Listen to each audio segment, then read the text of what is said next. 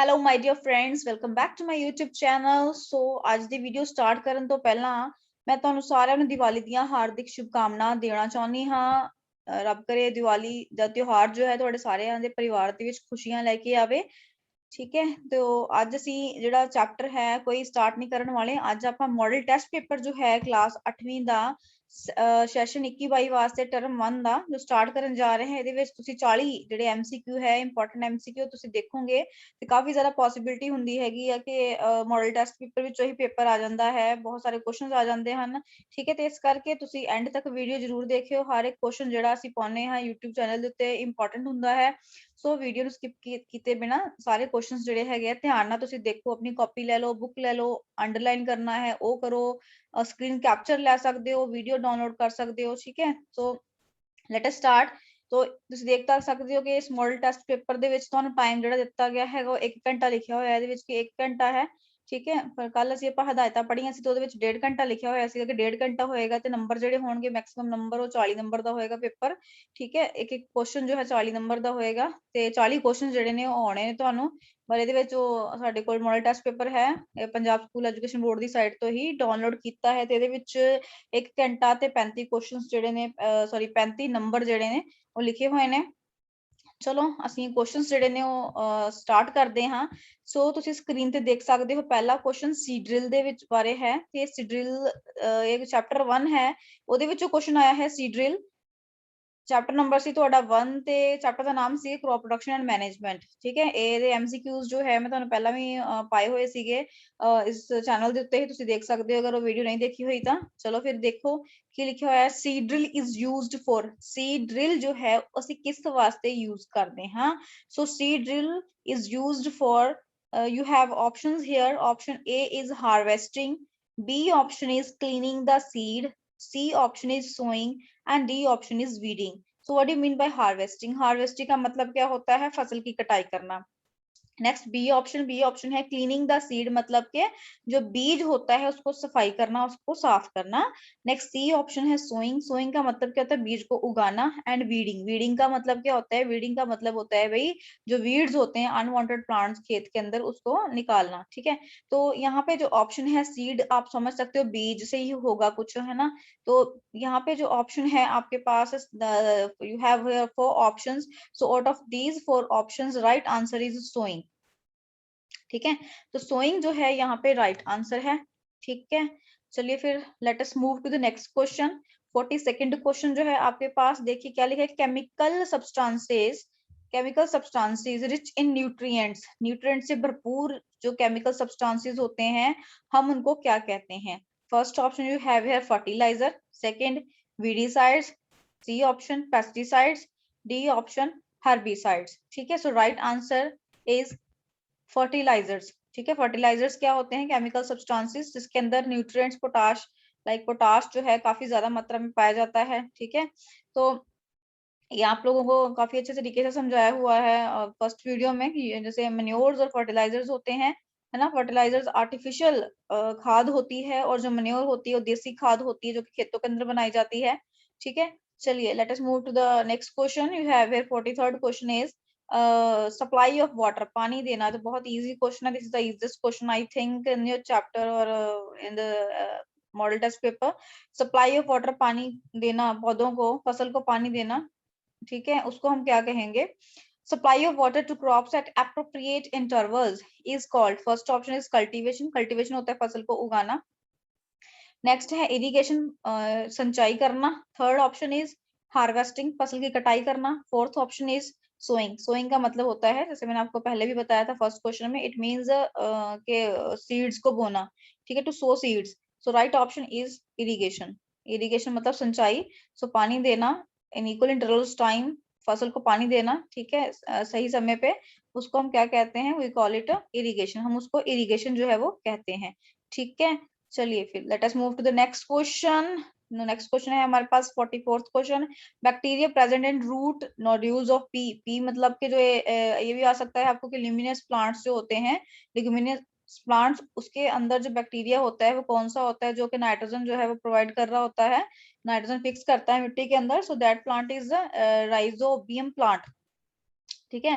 तो ये rhizobium plant होता है जो कि बैक्टीरिया रूट्स के अंदर पाया जाता है, पी प्लांट्स के अंदर या फिर ग्राम्स के जैसे प्लांट्स होते हैं उनके अंदर। ठीक है, लेग्यूमिनियस प्लांट्स उनको बोलते हैं हम लोग। नेक्स्ट क्वेश्चन देखते हैं, चलिए 45th question.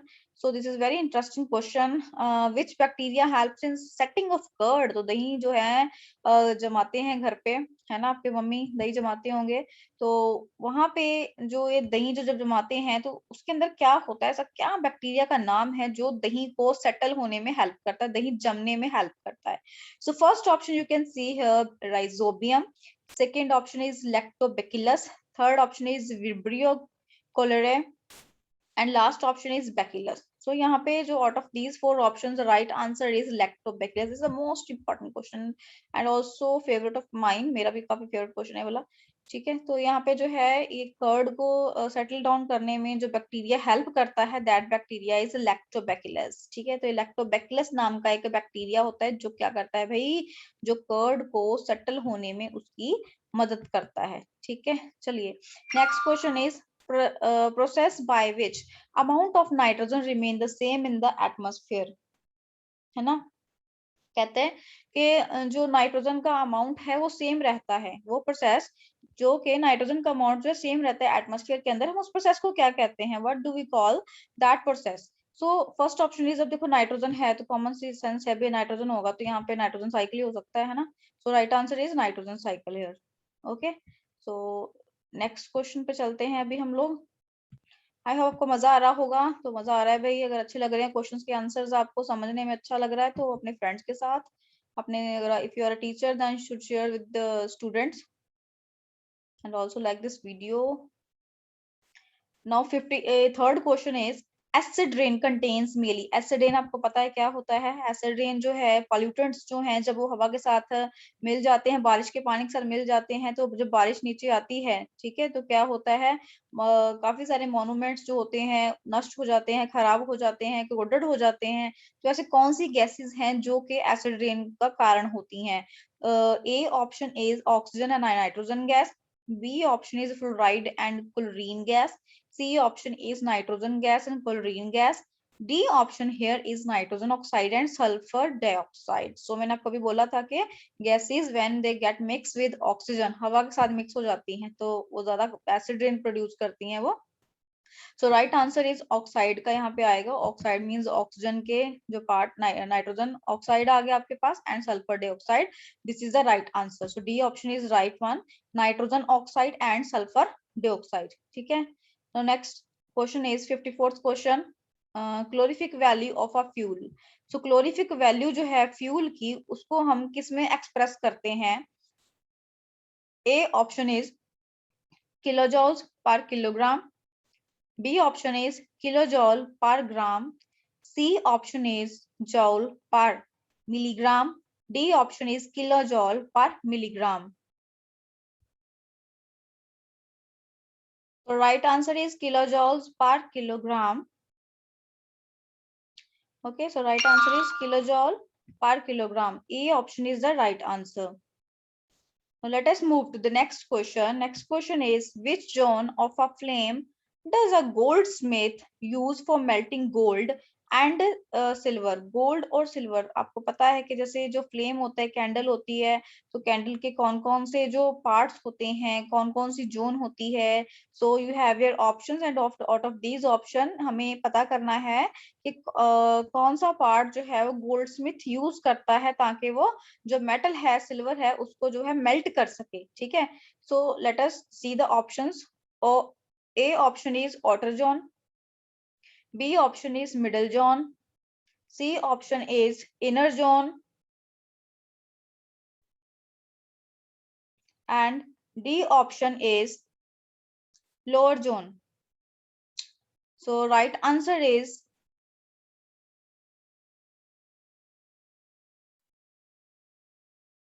outermost zone. Right answer is outermost zone. So outer zone जो होती है कैंडल के फ्लेम की, वो गोल्डस्मिथ और जो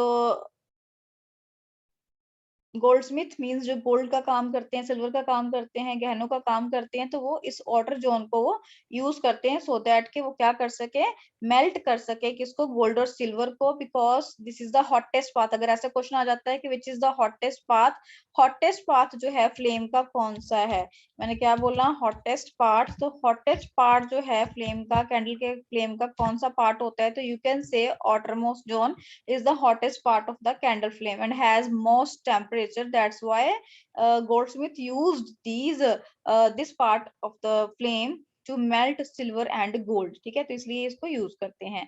Let us move to the next question now. Next question is deforestation. Deforestation का मतलब क्या होता है, जंगलों को काटना, ठीक है, जंगल की कटाई करना। जो मनुष्य है, आदमी है, वो अपने जरूरतों को पूरी करने के लिए जंगलों की कटाई कर रहे हैं।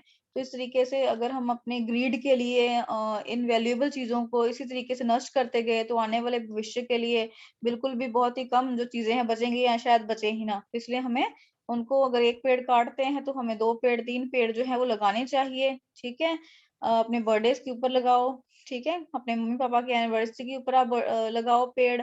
अपने एनवायरनमेंट को जो है हमें क्लीन करना है, उसको पोल्यूशन से बचाना है, तो इसलिए हमें पेड़ जो है वो लगाने चाहिए। ठीक है, चलिए डिफोरेस्टेशन जो है उससे क्या होगा, लिखा हुआ leads to deforestation leads to, A option is increase in temperature of the earth, धरती का तापमान जो है वो बढ़ जाएगा। B option is imbalance of oxygen carbon dioxide, जो कार्बन डाइऑक्साइड और ऑक्सीजन है उनका जो अमाउंट है एनवायरनमेंट के अंदर वो इम्बैलेंस हो जाएगा। C option is decrease in rainfall, बारिश जो है वो कम हो जाएगी। And D option is all of these. So right answer is all of these. ठीक है, तो यहाँ पे जो ऑप्शन लास्ट वाला है वो सही है, बिकॉज सारे के सारे जो ऑप्शंस हैं ए बी सी सारे के सारे ही जेन्युइन रीजंस हैं। डिफोरेस्टेशन अगर हुई मतलब पेड़ों को अब हम काटेंगे तो धरती का तापमान बढ़ेगा, ऑक्सीजन कार्बन डाइऑक्साइड का बैलेंस बिगड़ेगा, है ना। हम कौन सी गैस लेते हैं, इनहेल करते हैं ऑक्सीजन, और एक्सहेल कौन सी गैस करते हैं, कार्बन डाइऑक्साइड करते हैं भाई। ठीक है, तो सबको पता है, आप लोगों को पता है, you are the intelligent one, है ना। तो बारिश का जो साइकिल होता है वो भी जो है उसमें भी प्रॉब्लम आ जाएगी, इरोजन जैसी प्रॉब्लम, फ्लड्स जैसी प्रॉब्लम आ जाएंगी। ठीक है, तो ये जो कारण है सारे के सारे ही ठीक है यहाँ पे, all of these option is the right one. ठीक है, चलिए फिर next question is 57th question, an increase in the amount of carbon dioxide. तो बेटा ये कार्बन डाइऑक्साइड जो है गैस, है ना, कार्बन डाइऑक्साइड गैस जो है दैट वी एक्सहेल, जो हम एक्सहेल करते हैं, तो इसके अमाउंट अगर बढ़ जाएगा तो क्या होगा, क्या होगा भाई। ए ऑप्शन इज विंटर सीजन, सर्दी का मौसम आ जाएगा। बी ऑप्शन ग्लोबल वार्मिंग हो जाएगी, पूरे संसार भर में जो टेम्परेचर है धरती का वो बढ़ जाएगा। C option is rainfall and last option is all of these. So right answer is global warming, धरती का तापमान जो है वो बढ़ेगा। ठीक है, अगर क्वेश्चन आ सकता है कि what is the reason of global warming, तो राइट आंसर जो होगा आपके पास कार्बन डाइऑक्साइड गैस होगी। कार्बन डाइऑक्साइड गैस की वजह से क्या हो रहा है, ग्लोबल वार्मिंग हो रही है, right. Now let us move to the next question, removal of top layer of the soil leads to, अगर धरती की जैसे ऊपर वाली लेयर होती है वो क्या हो रहा है, निकल जाए, मतलब बह जाए हवा की वजह से, पानी की वजह से रिमूव हो जाए, तो इससे क्या होगा, desertification. B option rainfall, C option is snowfall, and last option is deforestation. So right answer is desertification. desertification जो है वो हो जाएगा इससे। ठीक है, मतलब रेगिस्तान बन जाएगी, बंजर हो जाएगी जमीन इससे। Let us move to the next question. Next question जो है आपका बायोलॉजी से बिलोंग करते हैं। ठीक है, सो देखिए क्या लिखा हुआ है, cells which lack nuclear membrane. तो वो सेल्स जो इनके अंदर कमी होती है भाई न्यूक्लियर मेम्ब्रेन की, उनको हम क्या कहते हैं, न्यूक्लियर मेम्ब्रेन की कमी जो है उनको हम क्या कहते हैं। सो मैं फर्स्ट रो जो है कंप्लीट कर रही हूँ, फिर हम लोग सेकंड रो करेंगे, बिकॉज आप क्वेश्चन सोचोगे कि मैम क्या कर रहे हैं। तो यहाँ पे जो मैं फर्स्ट लाइन पहले कर रही हूँ कंप्लीट, उसके बाद मैं सेकंड लाइन कंप्लीट करूंगी। तो ये देखिए क्वेश्चंस लिखे हुए हैं, cells which lack nuclear membrane are eukaryotic cells, prokaryotic cells, single cells, और इसके साथ अनदर ऑप्शन है आपके पास मल्टी सेल्स। ठीक है, तो यहाँ पे सिंगल सेल तो जो ऑप्शन है बिल्कुल नहीं हो सकता, मल्टी सेल्स वाला भी गलत है बिल्कुल। ठीक है, तो इन दोनों में से ऑप्शन जो है आपका हो सकता है प्रोकैरियोटिक सेल और यूकैरियोटिक सेल।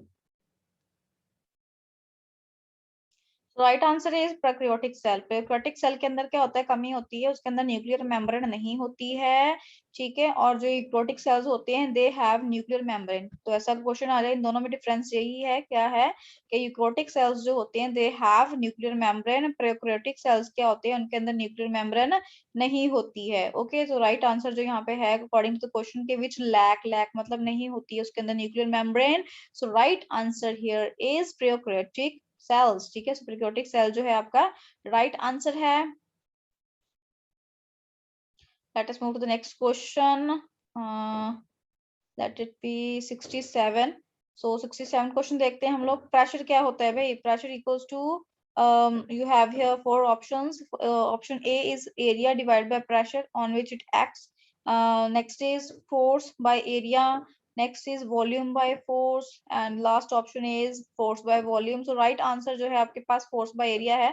So pressure जो है वो क्या होता है, force divided by area, ठीक है। This is the formula for pressure. pressure होता है दबाव, और दबाव मतलब एक पर्टिकुलर एरिया के ऊपर हम जो फोर्स लगाते हैं, जैसे आप कोई मेघ लगा रहे हो, कील ठोक रहे हो दीवार के ऊपर, है ना। And if you are pressing a drawing pin on a drawing board with your thumb, and what you are doing, you are applying force on drawing pin with your thumb, है ना। अपने अंगूठे के साथ आप उस drawing pin को board के अंदर दबा रहे हो, फोर्स लगा रहे हो उसको, तो ये क्या बन जाएगा, pressure. Then at the time you are putting pressure there. Next is 68th question. When to, right answer जो मैंने आपको बता ही दिया है इसका, फोर्स डिवाइड बाय एरिया है इस क्वेश्चन का। एंड नेक्स्ट 68th क्वेश्चन देखते हैं। When two forces act in opposite directions, ठीक है। तो बेटा ध्यान से सुनो इस क्वेश्चन को, क्या लिखा हुआ है कि दो फोर्सेस जब ऑपोजिट दिशा में, ठीक है। फॉर एग्जांपल कि यहाँ पे क्या है, एक बॉक्स है, एक लड़का इधर फोर्स लगा रहा है भाई इसको, ठीक है, ऐसे करके, और एक लड़का जो है वो इस तरीके से जो है फोर्स लगा रहा है ना। तो ये ऑपोजिट डायरेक्शन में है, ठीक है, अलग दिशा के अंदर है। नेट फोर्स जो होगा वो क्या होगा, ठीक है। तो अगर सेम डायरेक्शन में होता, इन दिस डायरेक्शन, तो हम क्या करते, उन दोनों फोर्सेस को क्या करते हम लोग भाई, प्लस कर देते, F1 कर देते प्लस F2 कर देते, ठीक है, फोर्स 1 प्लस फोर्स 2 कर देते। बट हियर यहाँ पे क्या बोल रहा है, यहाँ पे कह रहा है कि हमने क्या करना है भाई, हमने नेट फोर्स जो है उसको क्या करना है, हमने कैलकुलेट करना है। If they are in opposite direction, opposite दिशा में है, तो क्या होगा, ये डिफरेंस होगा। मल्टीप्लाई डिवीजन तो बिल्कुल नहीं हो सकता, ठीक है। ये क्या होगा, फोर्सेस का जो है या तो सम होता है या फिर क्या होता है, डिफरेंस होता है, ठीक है। तो यहाँ पे क्या है, फोर्सेस अगर सेम दिशा में, जैसे मैंने बताया, सेम दिशा में होगा, सेम डायरेक्शन में होगा, तो it will be sum of two forces. And अगर ये हमारे पास क्या है, ऑपोजिट दिशा के अंदर है, तो हम क्या करेंगे उसको भाई, क्या कर देंगे उसको हम कर देंगे माइनस। डिफरेंस क्या होता है, माइनस कर देना, राइट। चलिए फिर, आई होप आपको अच्छा लग रहा होगा पढ़ना मैम से। अच्छा लग रहा हो तो भी कमेंट बॉक्स में जरूर लिख दीजिएगा। नेक्स्ट क्वेश्चन है आपका 69th क्वेश्चन। स्मूथ सरफेस, अगर सरफेस जो है स्मूथ है, सॉफ्ट कोई चीज है, ठीक है, जिसपे आप चल रहे हो, लाइक टाइल्स हैं आपकी घर की हैं, स्कूल की टाइल्स हैं, फर्श है, फ्लोर है, उसके ऊपर आप चल रहे हो, तो क्या फ्रिक्शन जो होगा वो ज्यादा देगा या फिर वो कम देगा, ठीक है। तो यहाँ लिखा हुआ लेस फ्रिक्शन, मोर फ्रिक्शन। फ्रिक्शन क्या होती है, रगड़, ठीक है। तो लेस फ्रिक्शन देगा, मोर फ्रिक्शन देगा। समटाइम्स कभी कभी ये लेस फ्रिक्शन देता है, कभी कभी ये मोर फ्रिक्शन देता है।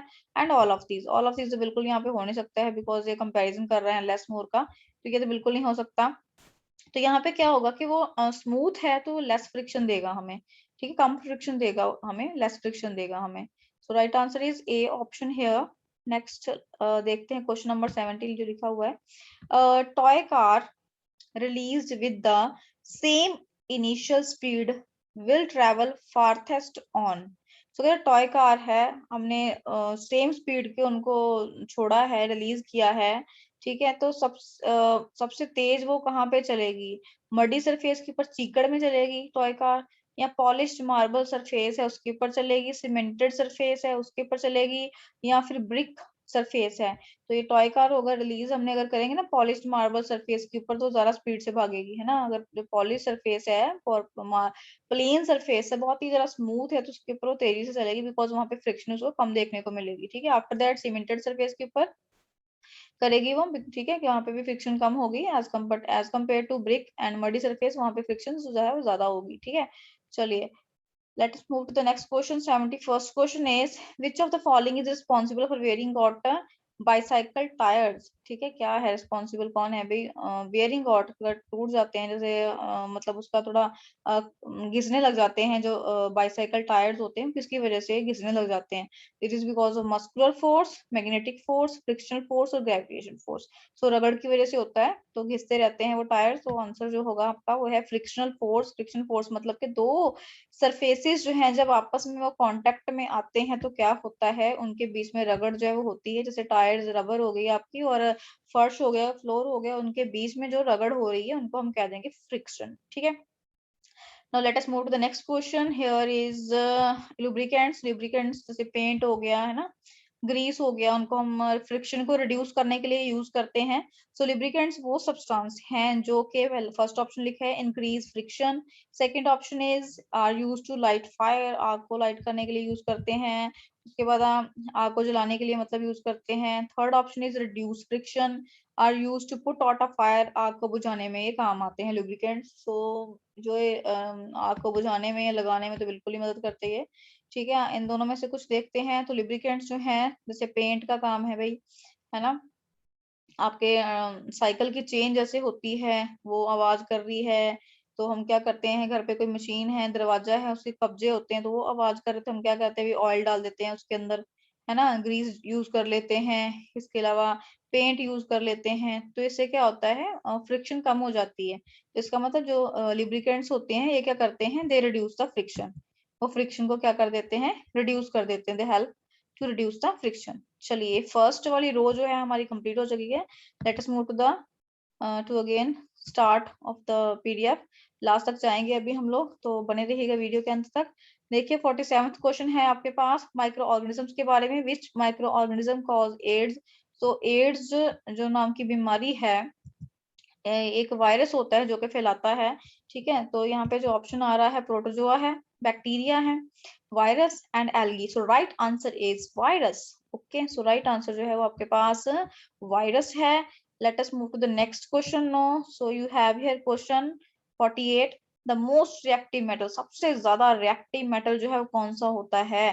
First option is copper, second is silver, third is potassium and last option is calcium, ठीक है। तो यहाँ पे जो ऑप्शन है जो मोस्ट रिएक्टिव मेटल्स में से गिने जाते हैं होता है सोडियम, उसके बाद आता है पोटाशियम, ठीक है। सोडियम तो दिया नहीं हुआ है, पोटाशियम दिया हुआ, अगर सोडियम दिया होता तो पहले सोडियम हम करेक्ट करते, यहाँ पे पोटाशियम लिखा हुआ है इसलिए हम सबसे पहले टिक किसको करेंगे, यहाँ पे हम करने वाले हैं भी पोटाशियम को, ठीक है। Right answer is potassium.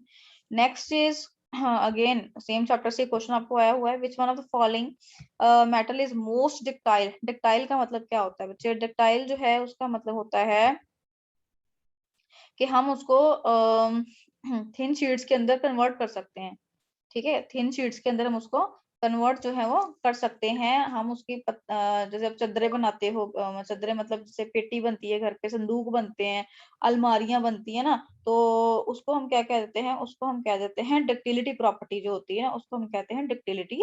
तो यहाँ पे जो ऑप्शंस है आपके पास लिखा हुआ है aluminium, copper, silver and gold, ठीक है। तो इसमें से राइट आंसर जो है वो क्या है आपके पास, राइट आंसर इज कॉपर, ठीक है। Copper is the right answer.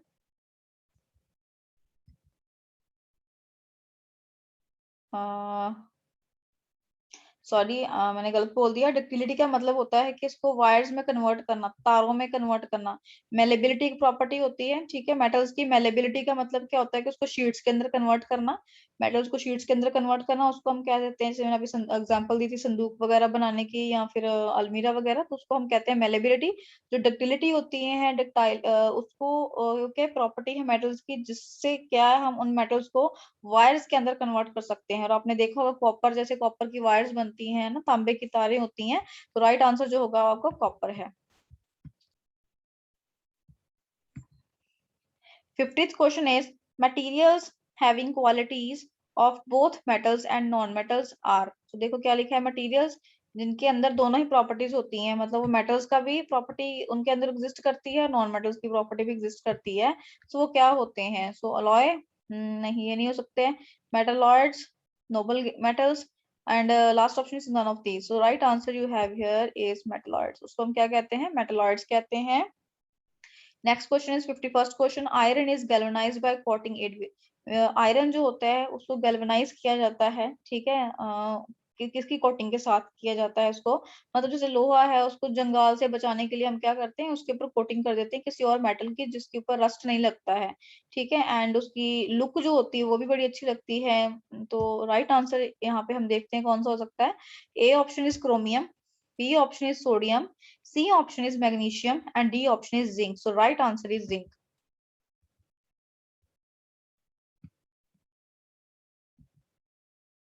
Next question, 52nd question is which one of the following gases is used in combustion? combustion मतलब आग लगाने में क्या चीज काम आती है?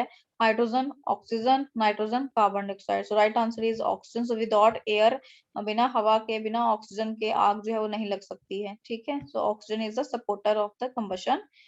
Let us move to the next question. 60th question is genes are located in, genes जो होते हैं कुछ प्रॉपर्टीज जो ऑफस्प्रिंग्स जो है अपने पेरेंट से इनहेरिट करते हैं उन वो जीन्स के अंदर होती हैं। सो ये जीन्स कहाँ पे लोकेटेड हैं वो बताना है हमने। Are they in chromosomes, plastids, cytoplasm, lysosome. तो they are present in chromosome, chromosomes के अंदर ये जीन्स जो है वो प्रेजेंट होते हैं, right. Next question is very easy question. Cell membrane के बारे में पूछा हुआ है कि सेल मेम्ब्रेन को और क्या कहते हैं। First option is plasma membrane, second option is cell wall, C option is nuclear membrane and last option is none of these. So right answer जो है वो है आपके पास प्लाज्मा मेम्ब्रेन, ठीक है। प्लाज्मा मेम्ब्रेन को सेल मेम्ब्रेन भी कहते हैं। Right answer is plasma membrane, ठीक है। सेल्स में जो वेस्ट मटेरियल होता है उसको बाहर करना या यूजफुल मटेरियल को अंदर लेके जाना सेल के, plasma membrane do this work. Plasma membrane जो है ये काम करती है, ठीक है। Now next question is 62nd question. Animals that produce new young ones. वो जानवर जो क्या करते हैं भाई, जो नए यंग वंस को पैदा करते हैं। मतलब कुछ जानवर होते हैं ना जो क्या करते हैं, अंडे देते हैं, है ना। कुछ जानवर क्या करते हैं, कुछ जानवर जो है वो बच्चे पैदा करते हैं। तो हम उनको क्या कहते हैं?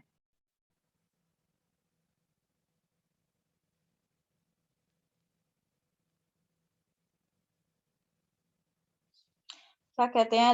फर्स्ट ऑप्शन जो है आपका है viviparous animals. Next B option is oviparous, C option is both, D option is none of this. So ना ही तो ये हो सकता है ना हमारे पास बोथ हो सकता है। सो यहाँ पे डिफरेंशिएट करेंगे दोनों के बीच में, दोनों का मतलब क्या है। वीवी पैरस का मतलब होता है कि जो यंग वंस, मतलब ये एनिमल जो यंग वंस, जैसे हाथी होता है बच्चे को पैदा करता है, घोड़ा बच्चे को पैदा करता है ना, वैसे ही। तो जैसे ऑस्ट्रिच है वो अंडा देता है, हैन अंडी अंडा देती है ना। तो जो एनिमल्स एग्स देते हैं उनको हम कहते हैं ओवीपोरस, ठीक है। ओवीपोरस उनको कहते हैं जो एग्स देते हैं। वीवीपोरस जो यंग वंस को जन्म देते हैं उनको हम क्या कहते हैं, वीवीपेरस कहते हैं, ठीक है। होप आपको ये समझ में आ गया होगा। नो नेक्स्ट क्वेश्चन देखिए। In animals development of in animals development of fertilized egg take place in the. So development जो होती है एक फर्टिलाइज हो चुके एग की, वो कहाँ पे होती है? फर्स्ट ऑप्शन इज ओवेरी, बच्चेदानी के अंदर, oviduct, testis and last option जो है वो आपका uterus.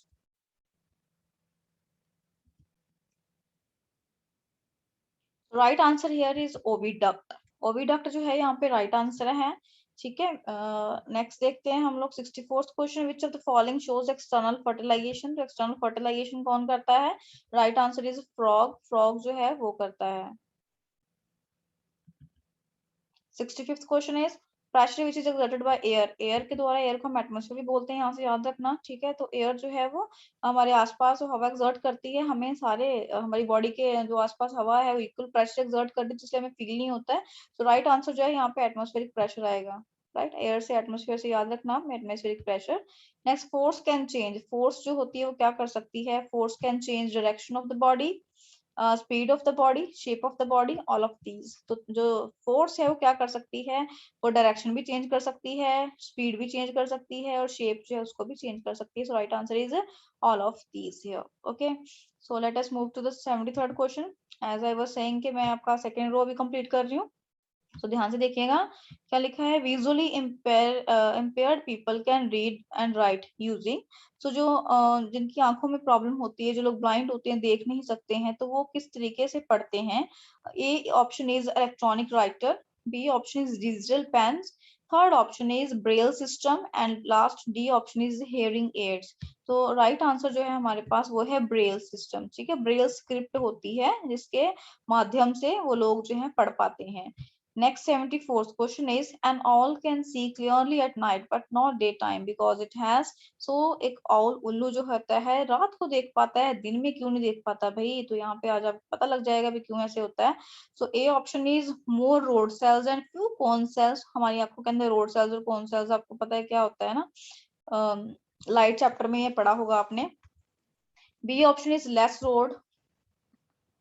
less rods and less rod cells and more cone cells.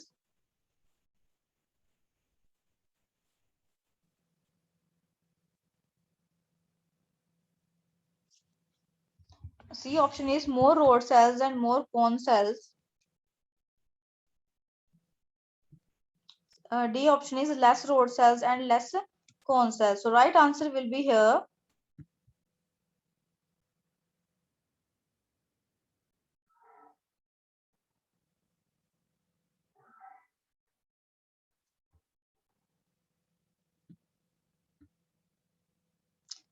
So right answer is जो है हमारे पास all has more rods but not so many cones as compared to rods। ठीक है, तो यहाँ पे जो आंसर है वो क्या आएगा आपके पास है more road cells and few cone cells। This is the right answer। Answer number option number A is the right answer here। ठीक है, तो ये आपका सही आंसर है। Let us move to the next question 75th जो आपके पास है। This is last option last जो आपका क्वेश्चन है एंड ये भी आपके क्वेश्चन सॉरी जो चैप्टर है आपका लाइट उसमें से आया हुआ है ये। तो देखो क्या लिखा हुआ है यहाँ पे, टू मेक कलाइडोस्कोप, है ना। सो कलाइडोस्कोप बनाने के लिए हमें क्या चाहिए?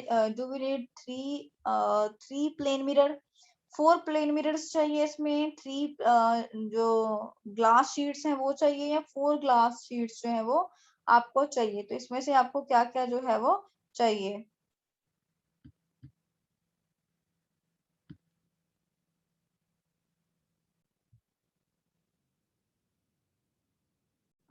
राइट आंसर है 3 प्लेन मिरर्स। 3 प्लेन मिरर्स जो है वो आपका ये आंसर आ रहा है 3 प्लेन मिरर्स। ठीक है, तो this is the model test paper 1 जो यहाँ हमने पंजाब स्कूल एजुकेशन बोर्ड का साइट से लिया था, आज हमारा कंप्लीट हो चुका है।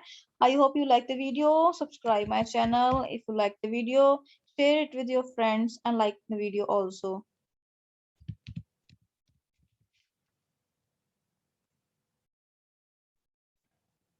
नेक्स्ट वीडियो में मिलते हैं। Till then take care, stay tuned with the channel, bye bye.